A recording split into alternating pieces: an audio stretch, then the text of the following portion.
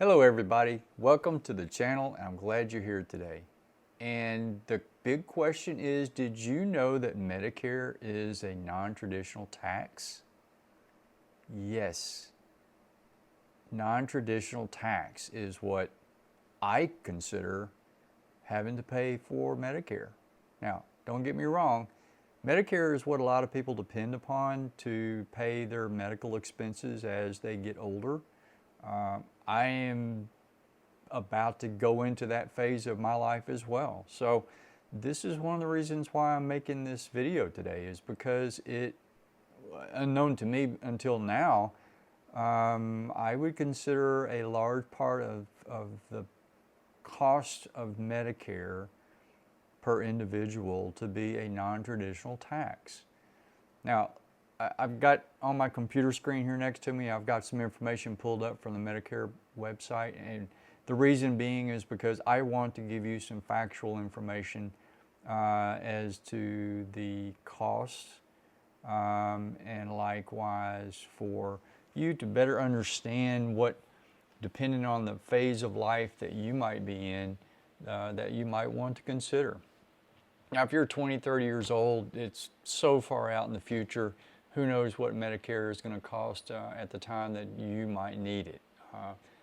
Traditionally speaking, most people go on Medicare at age 65.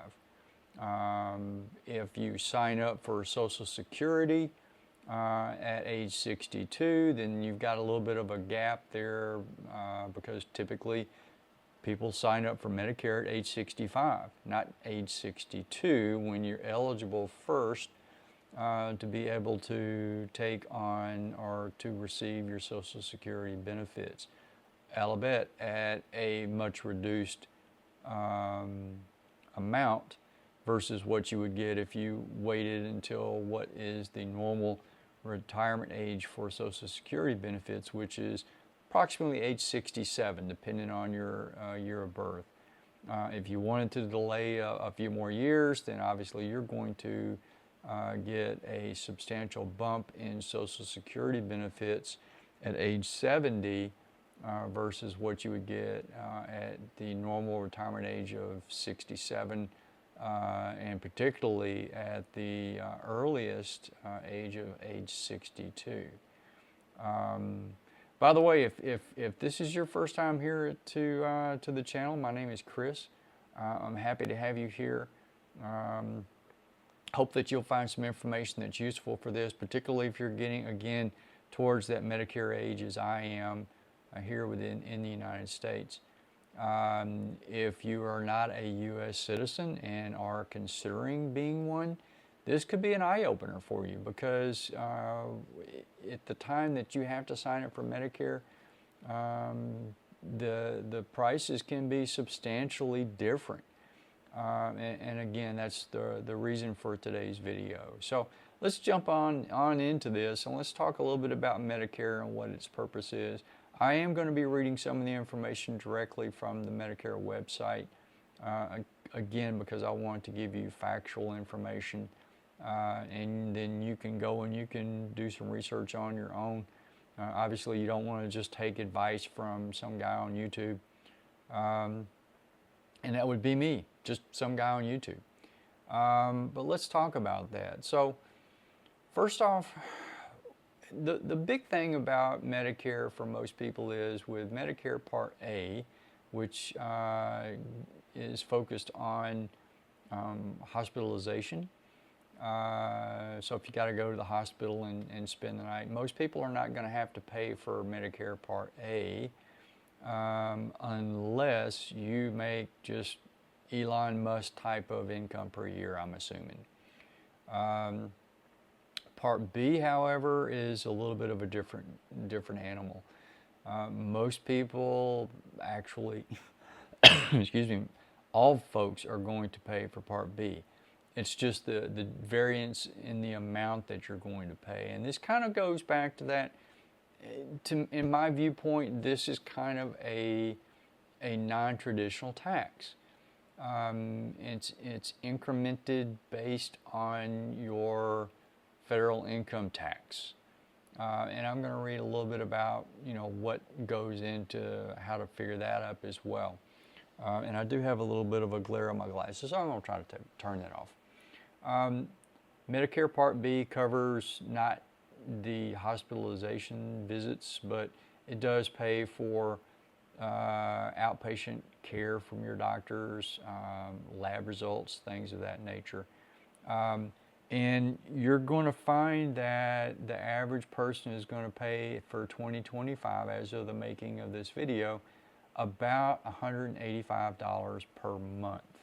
Now, if you've already signed up for Social Security benefits, then that $185 is going to be, or will probably be, deducted by default directly from your Social Security benefits. So you're not even going to know you're paying for it, quote unquote, unless you are cognizant of the fact that if you're supposed to be getting $2,000 a month, pardon me, $2,000 a month or $1,500 a month or whatever the case may be, and you happen to look at your online Social Security account, then you are going to see that you are being automatically deducted $185 per month for that Medicare coverage. Now, if you sign up for Social Security at age 70, as opposed to when you sign up for Medicare at age 65, you will have to decide, and you will be given some options on how you can pay for your Medicare coverage. It could be a credit card. It could be a checking account or savings account, as I understand. Again, I haven't signed up for it, so I'm not totally sure. And those are typically the ones that most people will choose. Now, you're going to pay for that in a 3-month increment. So you're not going to be setting up to pay month to month. If you have or choose to do a bank withdrawal, you'll be paying for a 3-month increment or a quarterly increment each time that you pay that Medicare bill. So if you sign up for Medicare at age 65, you choose not to draw Social Security until your full retirement age of 67-ish, or perhaps age 70, then you'll set up that quarterly payment with Medicare as an automatic withdrawal out of your savings account, or again, you may be given the option to pay with a credit card. Okay, let's talk about how you sign up first of all for Medicare. So if you're going to sign up at age 65, and whatever your birth month is, Medicare graciously gives you a 7-month window for your signing up for Medicare at age 65. So if your excuse me, if your birthday is let's say February, then 3 months prior to your birth month, you will be given the opportunity to go online and sign up for that Medicare, make arrangements for a bank withdrawal or whatever option you may be given at that point, and you'll be good. Your first quarterly payment will be made, and it will begin, and coverage will begin because of that on your birth month of February. Now, if you want to delay that slightly, or if you just forget that you can go online and sign up 3 months prior to your birth month, in this case February, and also in the month of February, your birth month, then they give you a 3-month window on the back side of your birth month.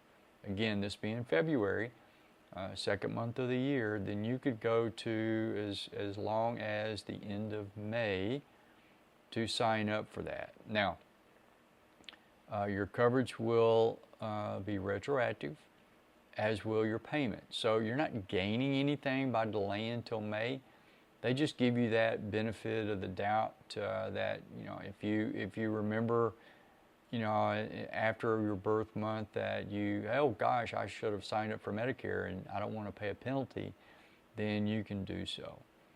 Now, if you are currently still working and you have creditable coverage, meaning you have coverage from your employer and your employer has, including everybody that's employed and paid by the company, more than 20 employees, that's considered creditable coverage. So if you work for a university or a corporate company and they have 21 employees or 2,000 employees or whatever the case may be, that would be considered creditable coverage.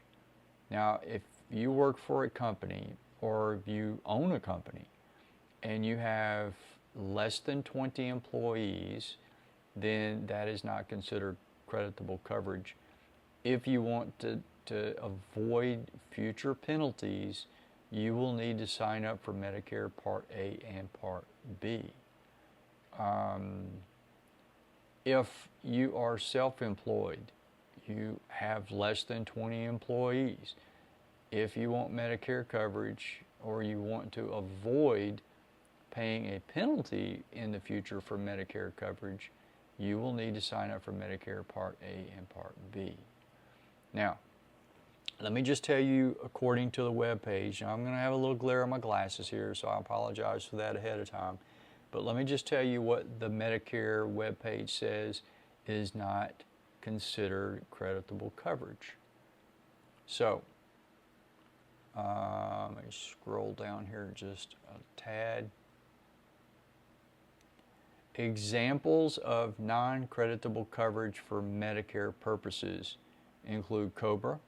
If you're familiar with COBRA or not familiar with COBRA, I would suggest you go and you look at the COBRA webpage. It's government insurance.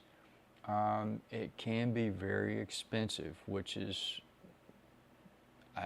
if you really need health insurance or health coverage, insurance coverage, and you don't have another way to get it, COBRA may be your only option. Additionally, retiree insurance, and honestly, I'm not totally familiar with that. VA benefits. If you are a U.S. Army or U.S. military veteran and you have some type of injuries in which over a period of time got worse while you were in the military, the VA can cover you. If you're already covered by the VA, it will depend on the level of care that you're eligible for. In other words, the tier that you're eligible for based on your medical conditions when you left the military, whether it's by retirement or whether you were medically retired or discharged. But again, that coverage, it is not creditable for Medicare purposes, okay? CHAMP VA, which is another flavor of VA benefits. TRICARE.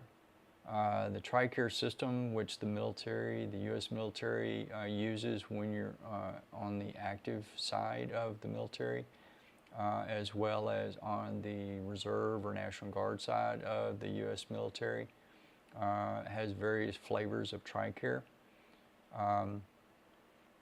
And oh, by the way, if you retire and reach the age of 65 but do not sign up for Medicare Part A and Part B, you are not eligible for the retiree age 65 and older type of TRICARE, which for those that are not familiar, its name is TRICARE for Life. Without Part A and Part B, you don't get TRICARE for Life, which means that your TRICARE coverage ends and will not be eligible for any coverage from that aspect.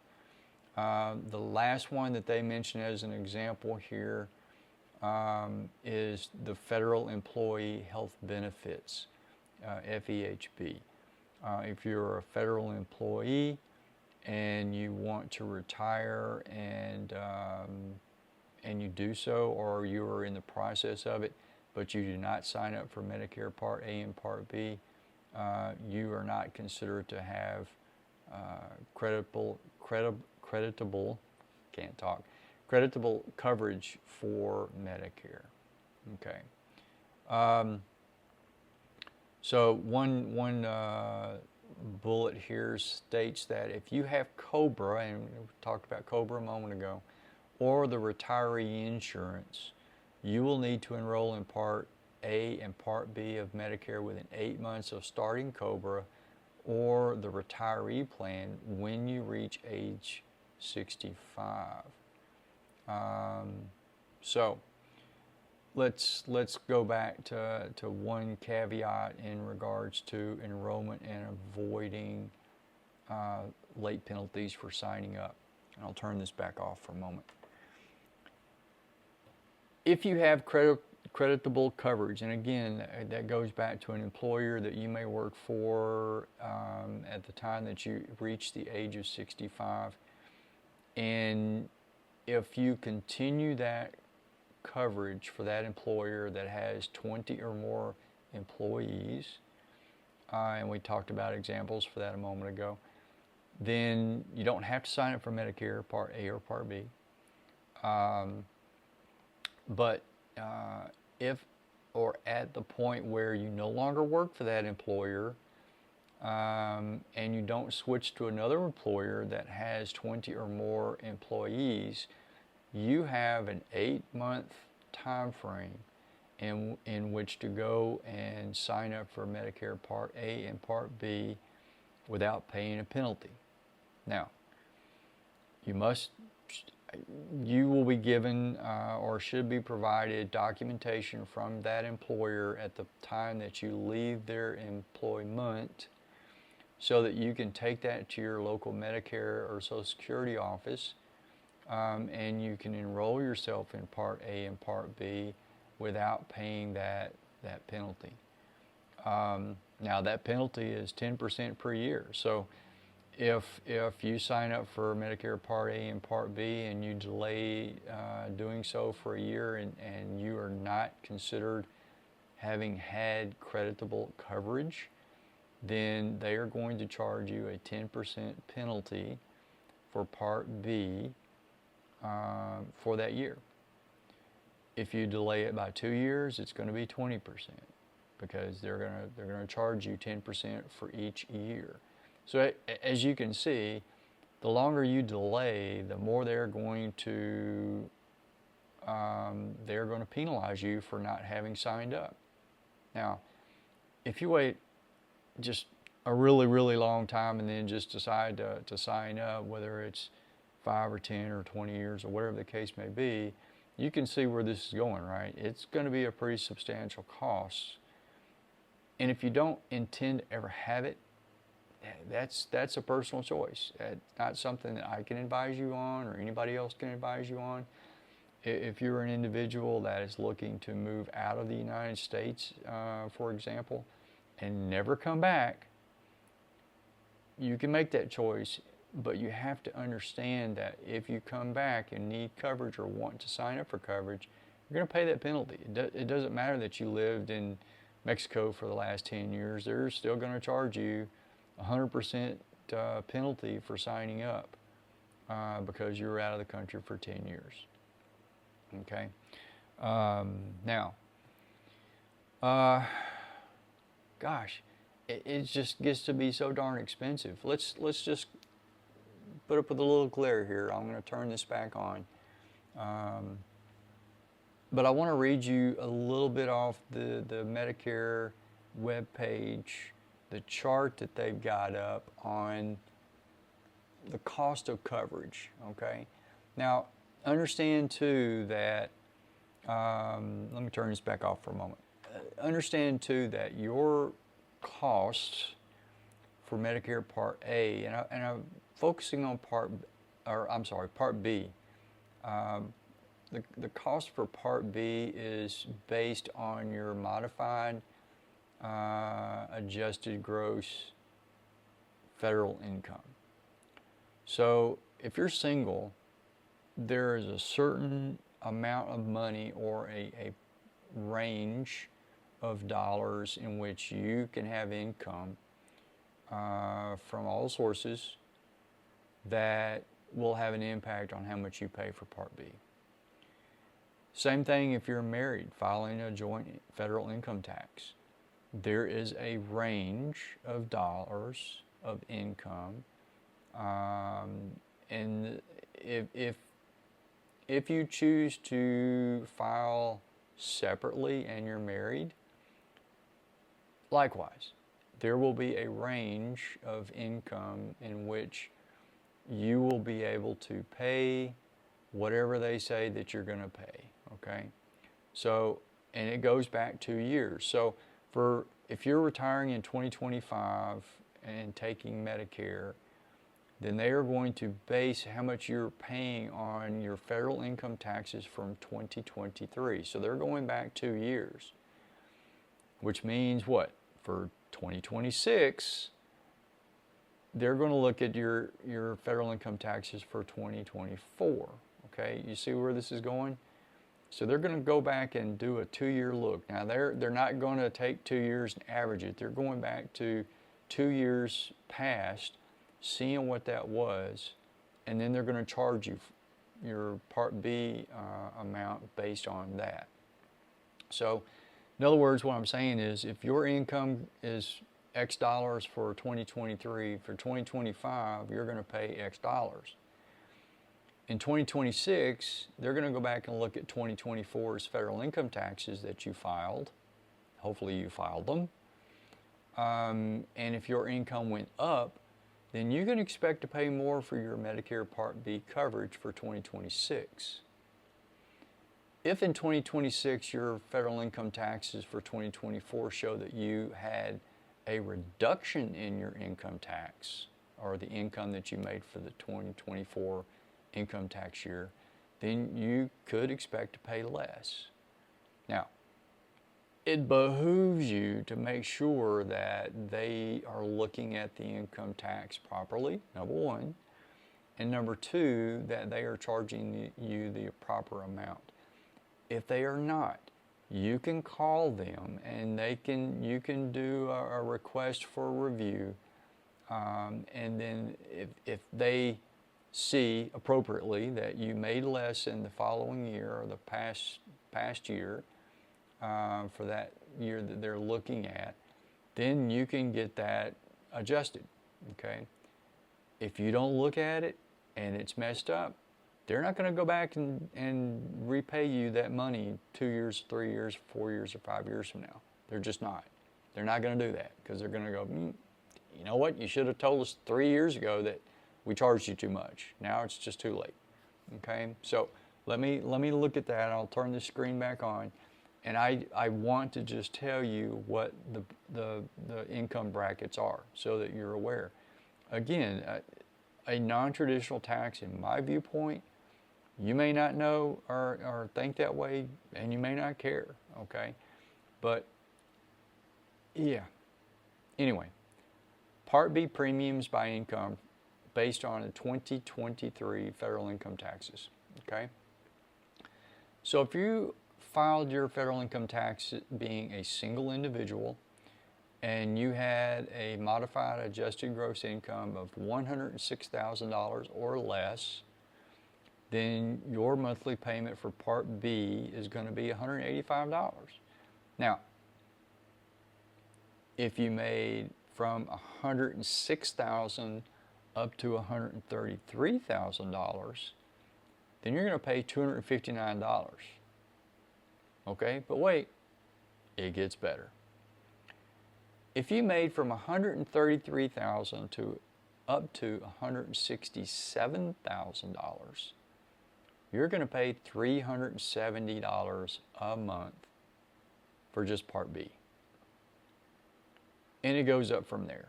Now, if you have done well for yourself, and you've reached age 65 and you're filing a federal income tax as a single individual, and in other words, you've never been married or you're divorced and you are not filing any other type of like head of household or anything like that, but you're filing an individual tax return, then it takes into account capital gains, dividends on income, like dividends from like checking account, savings account, whatever the case may be, high yield savings account. If you have income from investments, that's incorporated in there as well. Okay, so you might say, well, $106,000, that's a lot of money. I mean, I didn't make $106,000. Well, if you've got investments, and most people at age 65 will have some type of an investment, or you'll have some type of a savings account. If you made enough money to reach that $106,000 per year, you're going to go up, even if it's 1 penny, folks. If you made $106,000 in 1 penny, you're going to go from paying $185 a month to $259 a month if you're a single individual. Now let's talk about filing a joint tax return for two married people. Okay. The bottom limit is $212,000. So you might be thinking, well, that's double the 106 for a single person. $212,000. If you made less than that, you're going to pay $185 a month. Okay. If you made from $212,000 to $266,000 as a married couple, you're going to hit $259 a month for your Part B alone.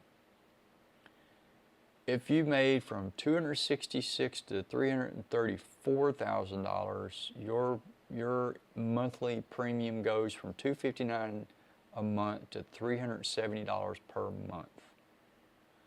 Now, again, we're looking at joint married income tax. Okay, you got to think about most families in the United States now. If there's a mom and a dad, or whatever the case may be, and you're married and you're both working, because, gee, things are a little bit expensive in the United States these days, right? If you're both working and you both have savings accounts and you both have a mutual fund that's paying you some type of an interest or capital gains at the end of every year, or dividends or something like that, you're looking at making probably a good chunk of change. And so you're probably going to be somewhere around that $266,000 to $334,000 price range, or income range, I should say, per year. So you're going to be making payments of at least $370 a month if you're retiring and filing for Medicare.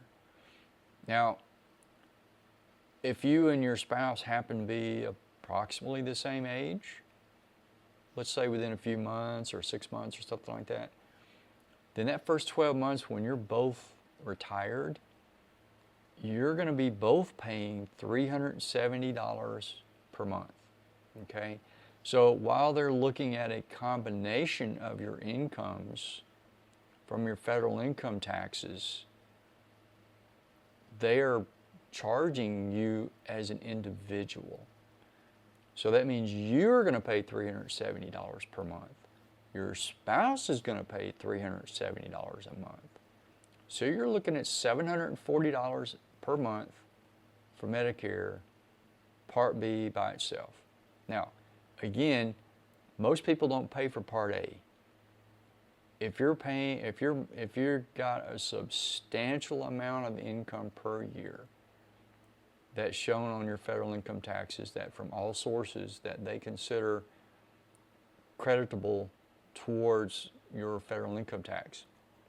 Okay, so that's, again, that goes back to your capital gains, your dividends from mutual funds and things of that nature. If it's considered a taxable income, it's going to be on there, right? So you could be paying a substantial amount of money per month, per year, for both of you to have Part B alone. Part A, if you make that much money, you're probably going to start paying a little bit of money for Part A. If depending on what other coverages you might have outside of Medicare, you could need to sign up for Part D. Part D is your drug benefit, your prescription drugs, and you could end up paying money for your prescriptions, including any copays. Okay, so this doesn't even cover copays. This is just the coverage that you have to have for Part B is again the focus on this. If you decide to file your federal income taxes married but separate, let's cover that for just a moment. Again, up to $106,000, much like if you were filing as a single or a divorced individual, your monthly charge would be $185 per month. At that point, there is a break in the price ranges up to where it goes above $200,000. So if you're filing separate as a married person, from $106,000 to up to $200,000, you're going to pay whatever the monthly fee would be for a single individual, okay? So once you get above $106,000, I'm sorry, I looked at this incorrectly. I will correct myself here. If you're making above $106,000 but less than $394,000, and that's the income range for married filing separately. Above 106 but below 394,000, you're going to jump right straight from $185 to $591.90 a month. So as you can see, if you are married filing separately, you're going to see a huge increase in your monthly payments for Part B. It almost makes more sense because let's look at this. If you are filing a joint return, not separate from your spouse, that similar $591.90 per month, the income range from that is above $400,000 but less than $750,000. So you really have to kind of crunch some numbers here and find out, well, if I'm married, does it make more sense for my spouse and I to file separately? Or is there really no cost difference, okay? And I'm not going to run the numbers for you. You have to run the numbers for yourself, okay?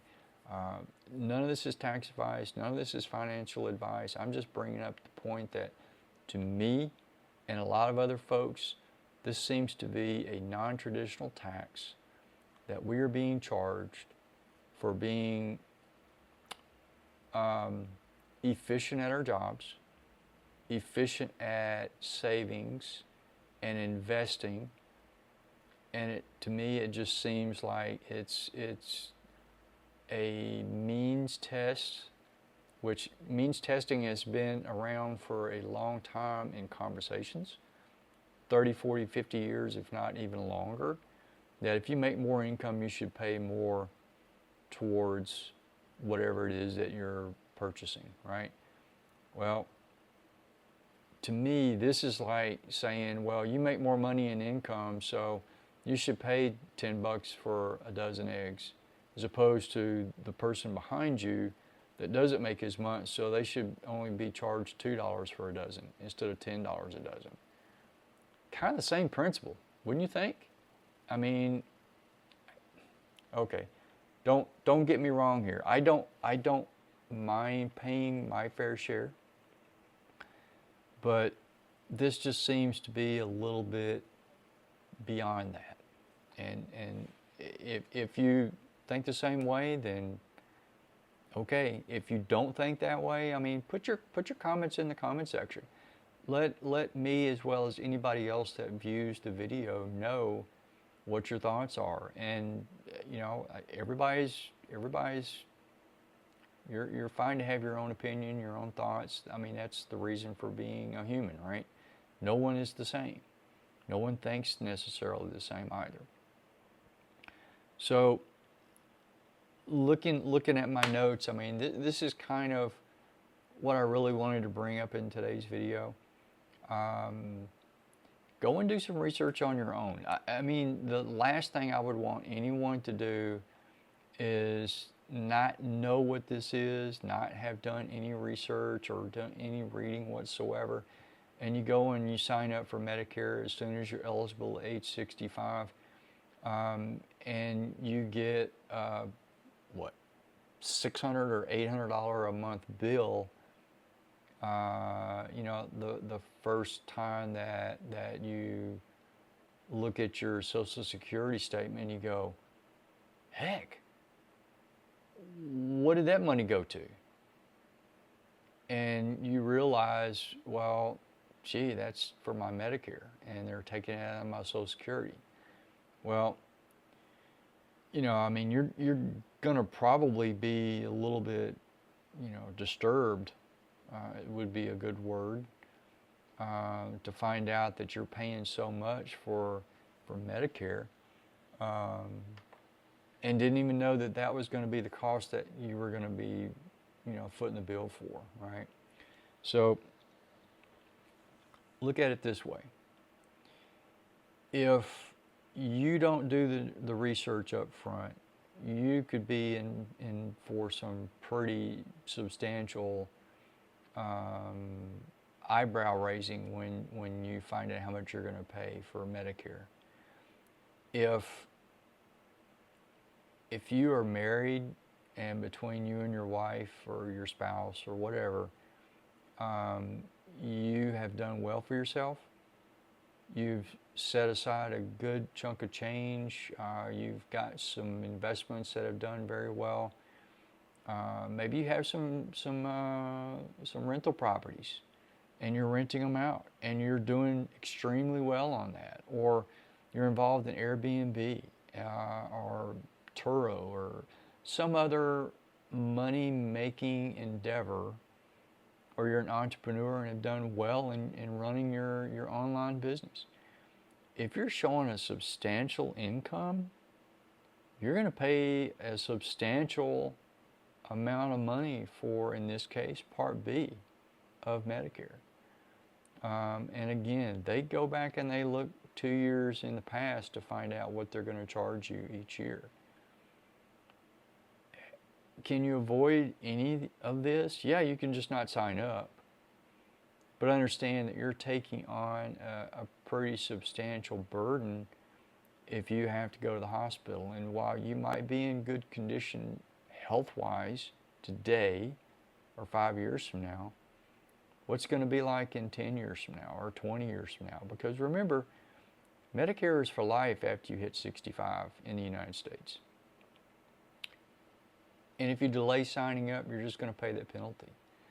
If you're an expat and you live out of the United States and you're never intending on coming back, well, just don't sign up. You can sign up for the healthcare plan in whatever country you're living in as an expat, if that's where you intend to be and you intend to stay there. Does that mean you'll always be there? Not necessarily. Maybe you want to come back to the United States. Maybe your family needs you to come back, or you decide to go back to be closer to family and friends. Life is a big unknown. Don't let Medicare and the cost of Medicare be part of that unknown part of your life. Figure out at least what you're going to pay based on your income taxes from 2 years ago. Help that, or let that help you to make your decisions no one likes surprises, not when it comes to how much Medicare is going to cost you. So don't put off until 6 months before you reach your 65th birthday as a U.S. citizen before you figure out how much you could potentially pay.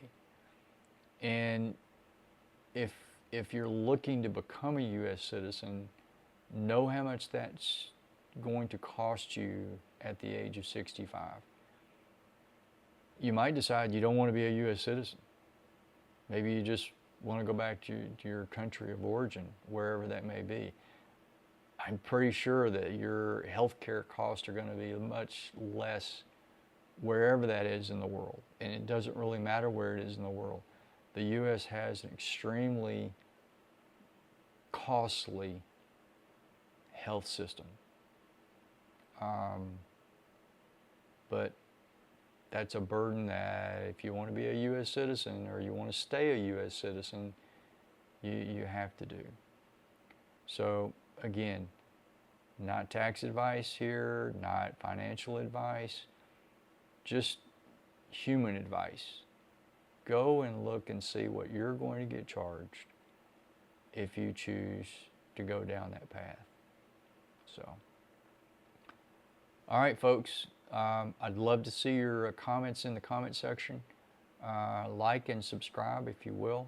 Not trying to sell you anything, but it certainly would help the channel out if you decide to do so.